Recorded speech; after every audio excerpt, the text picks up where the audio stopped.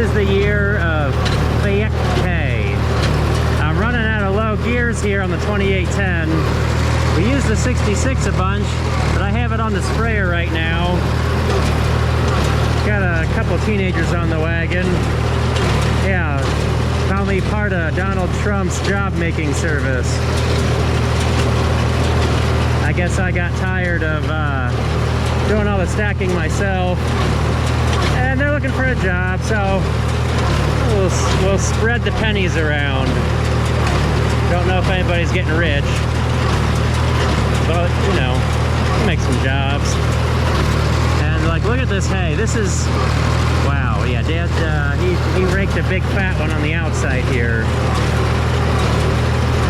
Don't want to wear them out on the first 50 bales. I'm afraid we might, because we were, whew, I stop every once in a while, hit the clutch.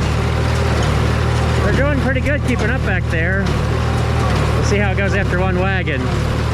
And we might be racing rain. It depends on what forecast we listen to. So far they were wrong about this morning and the rain stayed in Indiana. But holy cow. You know, I had some very quick bowel movements because of the weather. It's been up and down. You know, they say, oh, no rain until this day, and then, well, maybe after, you know, I mow hay, then maybe after, you know, 3 days later when I'm supposed to be bailing, like, oh, potential rain. Like, oh, well, how nice of you guys to think of that now, the day after I mow, instead of before I mow. We need to give him a breather break here. Oh, he wants to stack. Ooh, that's an old method. We'll go have a talk with the help. They're learning, they're doing good.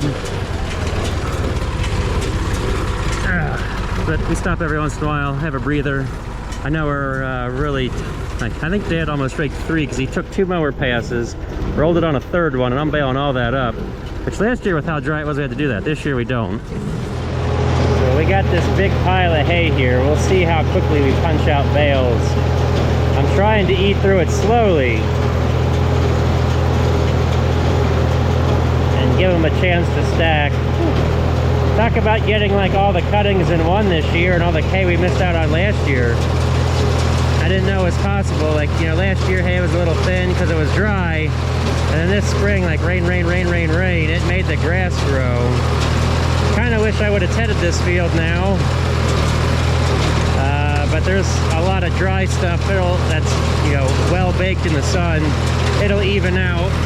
Every once in a while I'll see a very bright green spot. I'd say it's probably more color than actual moisture.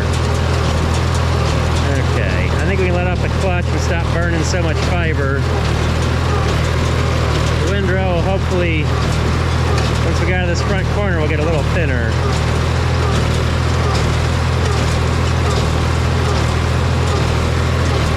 Hope I don't wear them out after one wagon load.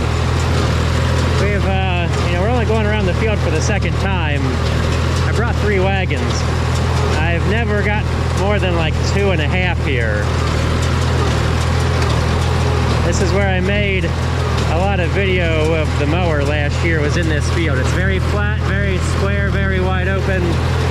And if we spot a 915 combine sitting up in the brush behind the barn up there, it's a fun little tidbit.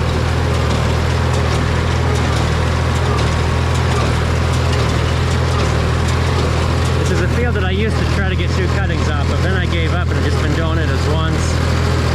And, you know, it's been fine doing it just once a year. And this year, because of how late it is, it's middle of August, like the 16th. A Sunday, we're working on a Sunday. Yes. Work on Sunday, let's hope we don't fix on Monday. We've done this before on a Sunday and everything turned out okay. I tightened up the banjo chain in there for the claw that pulls the hay across, because that's usually what gives you the most trouble. You got to keep that chain super tight.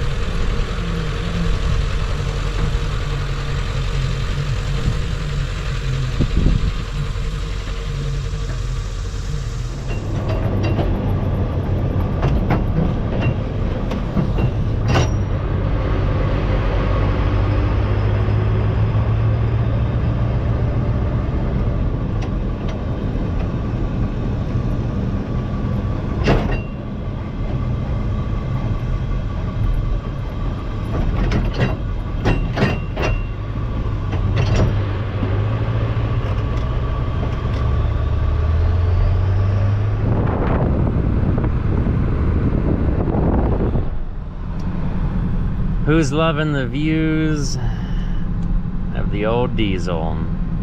I guess she's old now. 25. Probably could qualify for antique tags.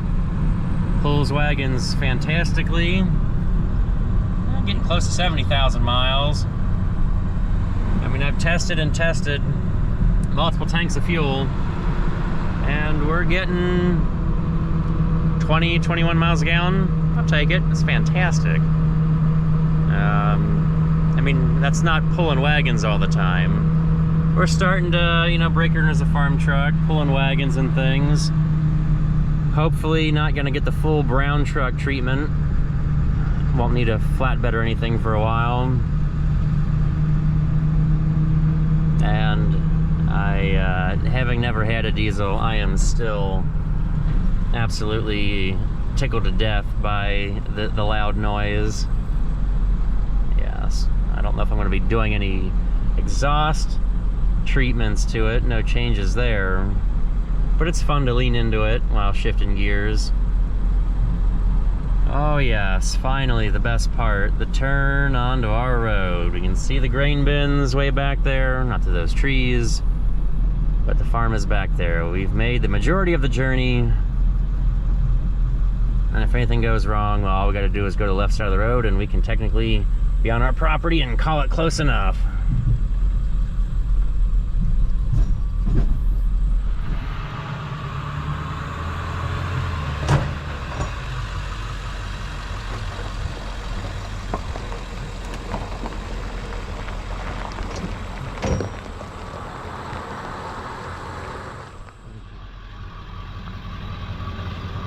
Yay, we made it.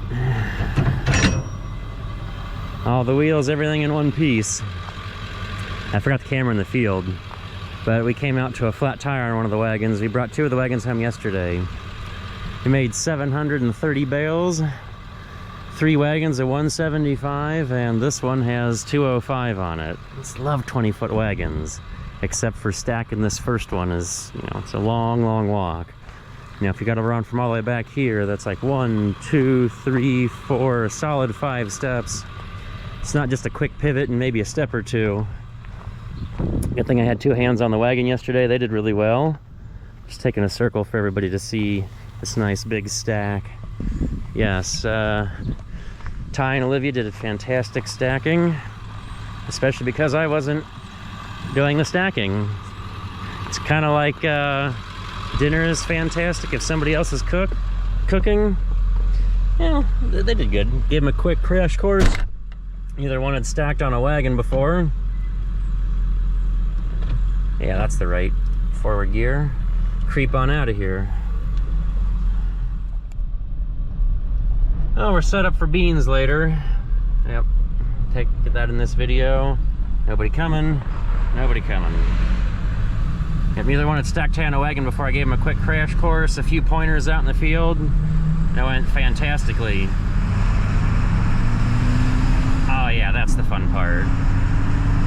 Hear the roar.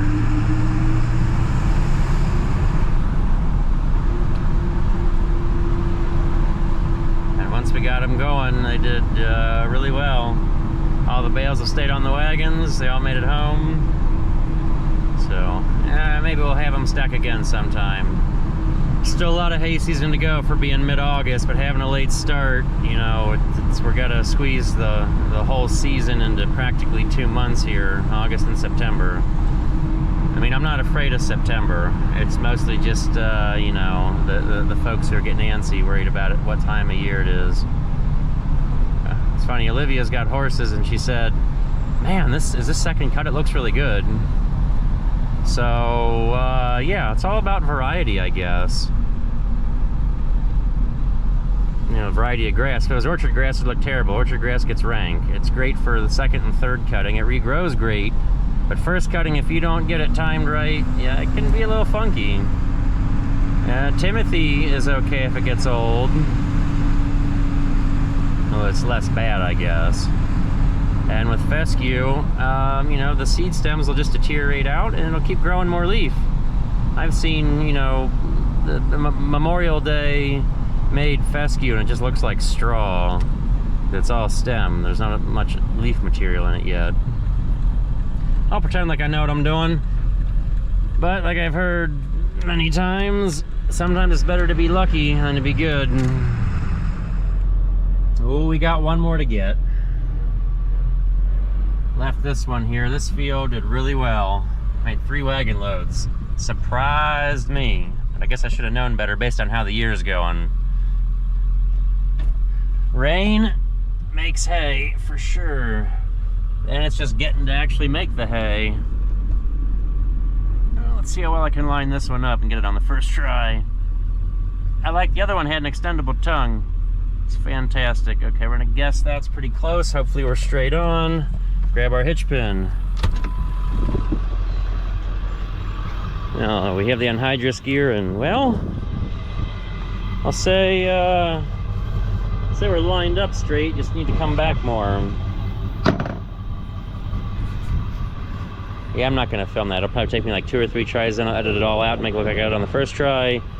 So you'll probably just see me dropping the pin in here in a second.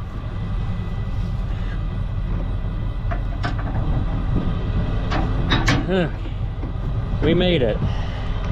See, one of the joys of the anhydrous gear is that I gotta turn the whole axle.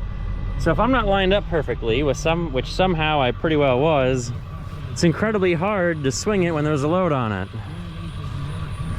I mean, we got these full all the way to the front. No wasted space for sure.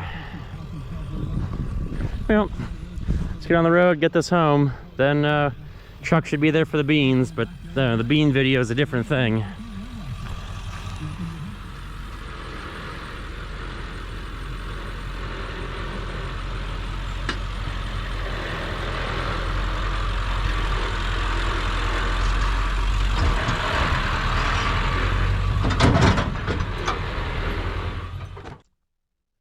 Oh, well, for once I'm pushing hay wagons into the barn while it's daylight, because that rain I talked about earlier in the video never materialized, and then more blue skies were on the way, and we had a lot more blue skies after this. Yeah, a lot of rain did not fall in August and early September, but the hay had already grown out, so it didn't affect yields any, but there won't be any second cut. There may not have been any second cut anyways, just because of the getting to a late start.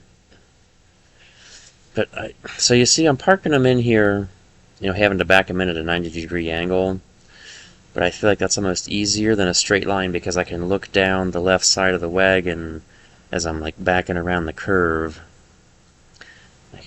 It's almost harder to back them straight up, because I'm just blindly looking at the front of the wagon and assuming it's square with the back of the wagon to guess how I'm putting them in the barn.